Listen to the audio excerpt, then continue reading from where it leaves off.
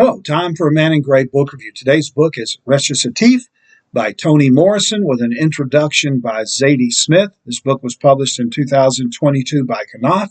It's 96 pages. And I should tell you at the beginning, I have somewhat mixed feelings about this book, and I'll explain why as we go along. Toni Morrison won the Nobel Prize in Literature in 1993. She was the first African-American woman to win the Nobel Literature Prize, and so far, the only one. Zadie Smith is a highly regarded British novelist who writes the introduction to this. Toni Morrison wrote in her career 11 novels, 6 children's books, 3 plays, an opera libretto, 1 poetry collection, 2 essay collections, but only 1 short story, Recitatif. She wrote this short story as a kind of project for a college class she was teaching. Now, the title refers to a part of an opera where the text is half spoken and half sung. So it's not grand opera, but it's not straight drama either. It hangs in between, hovers in between opera and straight drama. So it's rather ambiguous. And that's really the whole point of this story, is its ambiguity. This story is about 2 young women, Tyla and Roberta, who first meet as children in the 1950s, and then we see them periodically as they run into each other over the years, culminating in a meeting in the mid-1980s when they're both adults with children. Now, the gimmick of this story is that Tyla and Roberta are different races. One of them is white and one of them is black. Excuse me. But we're not told which one is which. And Morrison writes the story in a way that you can't tell which character is white and which is black. Even their names, Tyla and Roberta, could be assigned to either race.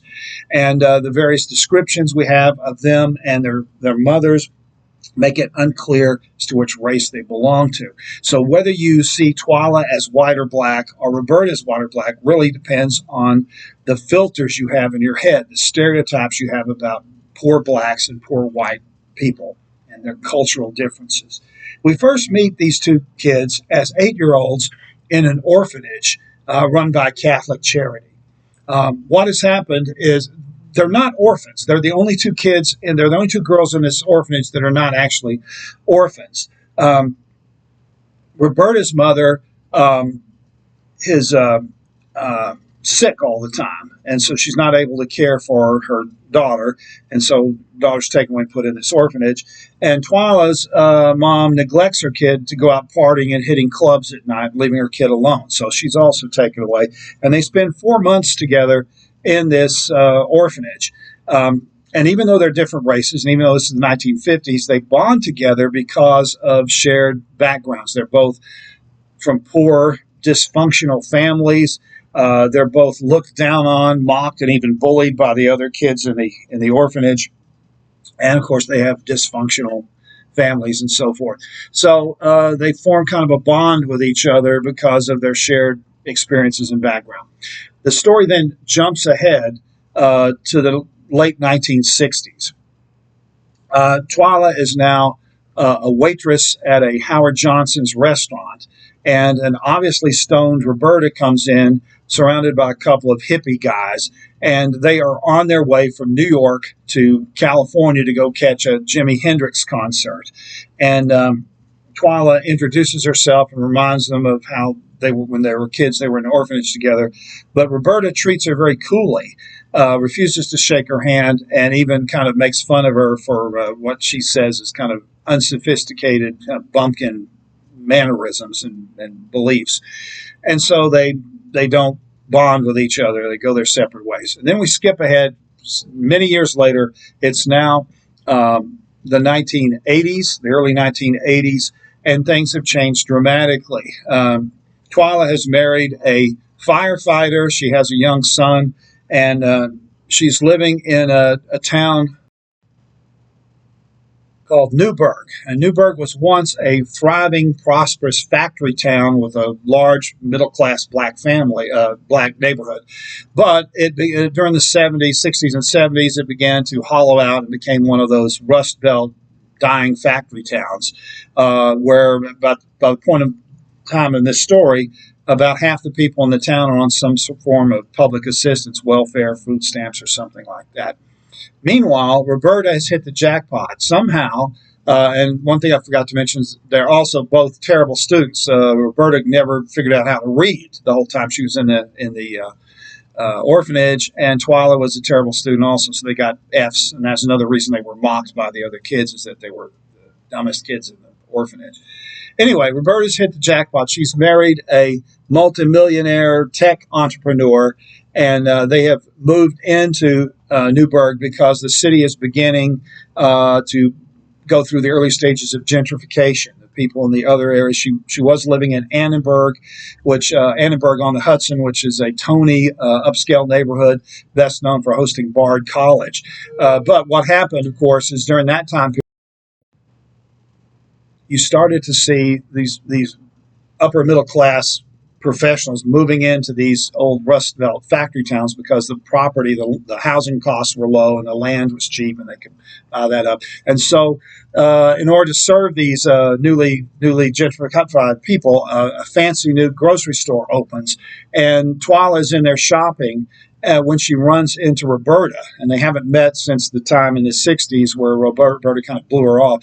This time, Roberta's much nicer to her, and they have this discussion, and it looks like they may resume their friendship. But when they start reminiscing about their time in the orphanage, they disagree on basic facts about what happened, and they both insist that their version is the correct one, but they can't both be right because they disagree on the race of the woman they knew who was abused. They disagree on all kinds of stuff that's happening, and they're both insisting that they're correct and the other one isn't. So we're left with kind of an ambiguous feeling here. Are these two going to kind of become friends again or not? And then we skip ahead a year or so later when the two have a big falling out over the school busing issue. The state has decided to start racially integrating Newburgh by busing students to different schools. And Roberta is very much against this and joins a picketing group, a protest group that's picketing against busing. And Tyla, who's in favor of busing, gets so upset to see that Roberta is on the other side of the issue that she joins a counter-protest. And for a few days, they're on opposite sides of the street holding signs that kind of insult each other and marching around and pretending that they don't see each other. So there's literally a gulf between them, the street between them, and there's cops there to make sure that the two protesting sides don't clash with each other.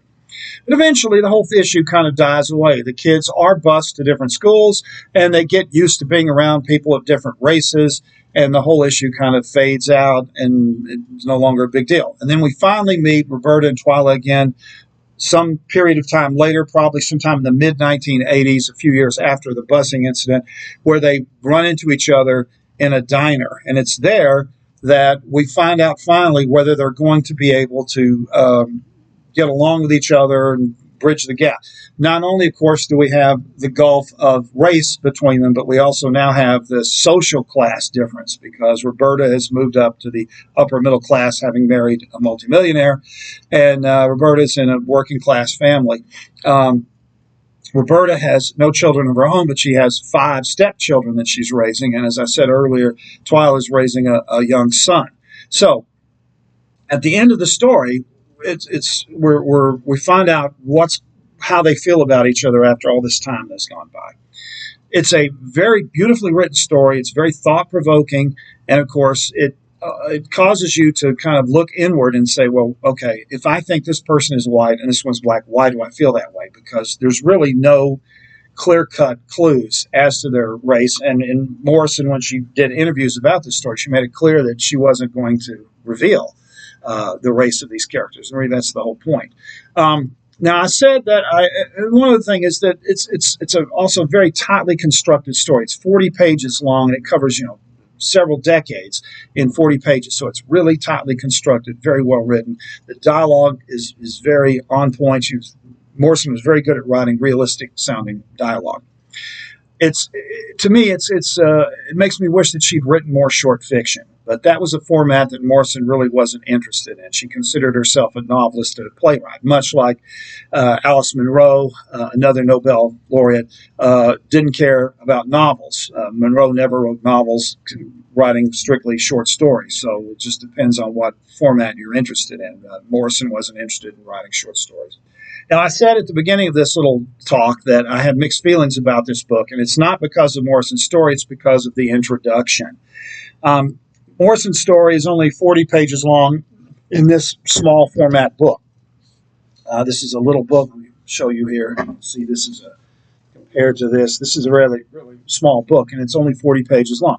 So to justify publishing this story as a standalone book, the publisher commissioned Zadie Smith to write a long introduction, and it is a very long introduction. It's 43 pages long. So Zadie Smith's introduction is longer than the actual story is, and it does just about everything you shouldn't do in an introduction. It reveals the entire plot. Now, I've kind of sketched out the plot, but I haven't told you key parts of it, and I haven't told you how it ends.